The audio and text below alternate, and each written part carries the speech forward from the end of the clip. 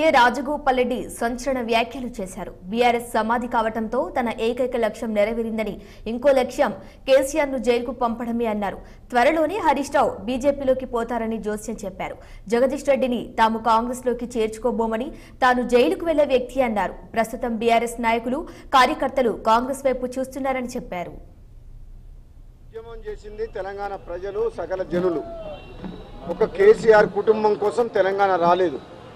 కేసీఆర్ కుటుంబ పార్టీలాగా 10 ఏళ్ళు అధికారాన్ని అడ్డం పెట్టుకొని ఏ విధంగా అధికార దుర్వినియోగం చేసి రాష్ట్రాన్ని దోసుకొని అప్రపాలు చేసి ప్రజాస్వామ్యాన్ని కూని చేసిండో మీ అందరికీ తెలుసు.